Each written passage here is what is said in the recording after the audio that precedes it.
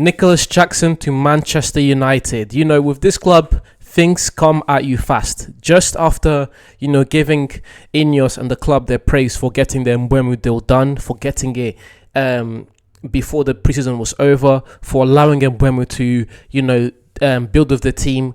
After just praising them for doing that, we start getting rumours of Nicolas Jackson to Manchester United. And, the first thing I need to say is very simple.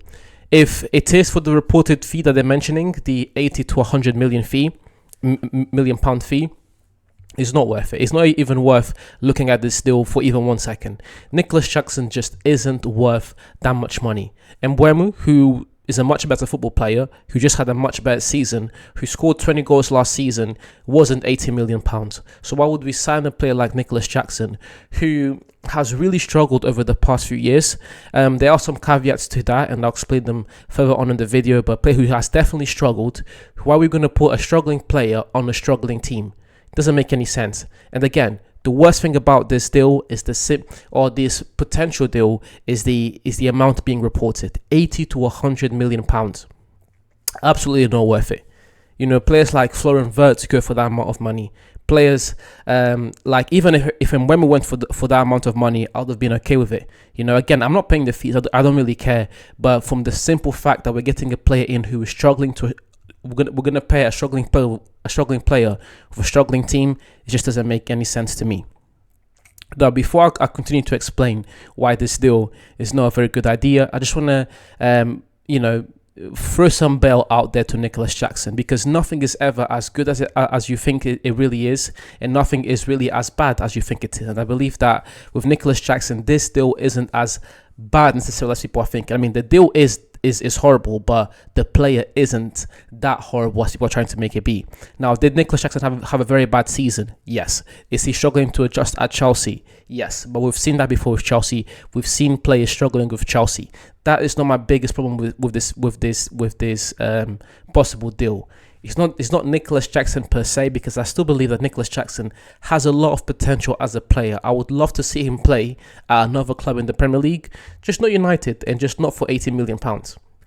I think he has a place in this league, and I believe that he has enough time to develop. He just turned 24 in June. We're talking about someone who last season scored 10 goals in the Premier League. It wasn't 30 games. His goals to game ratio is not good at all. He went missing in a lot of games. So I'm not saying that his performances were good by any stretch of the imagination. However, when you look at a young player who's got potential like Nicolas Jackson, I'm not just going to bash him straight away. He definitely has some good qualities in him. His pace, his finishing on a good day, and his ability to go to the wing. Nicolas Jackson does have some redeeming qualities.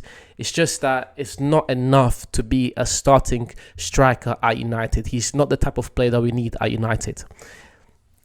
But yeah, I gave Nicolas Jackson that little caveat. I'll give him a little bit of bail. And now you begin to look at our team and how he fits with this team. We've got Xerxes, who doesn't perform. We've got Højlund, who doesn't perform. We are trying to develop these two players.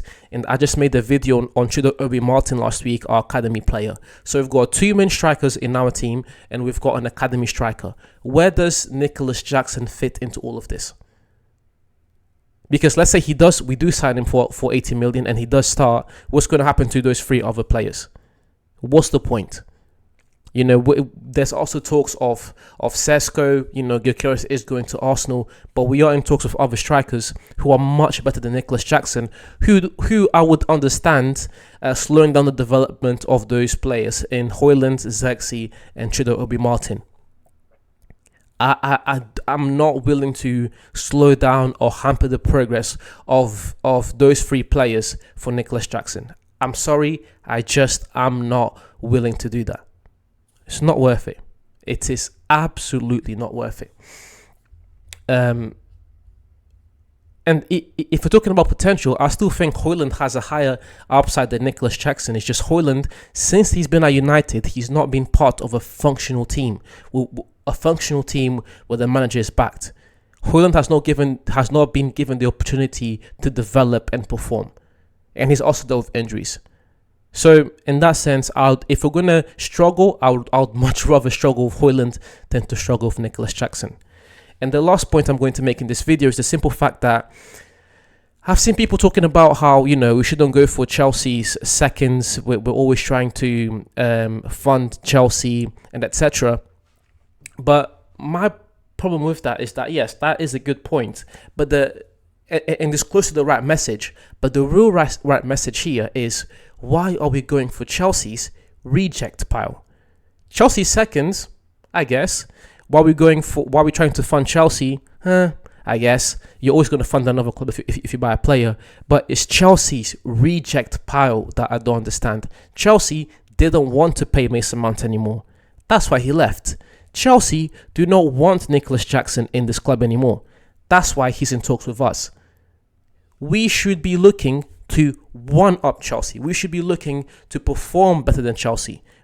Chelsea are one of our biggest and most direct rivals. We should be looking to one-up them, not to try and get the players they don't want because they don't perform. And you know, there are, again, caveats to that example, because you have Kevin De Bruyne, you have Mohamed Salah, you have Lukaku.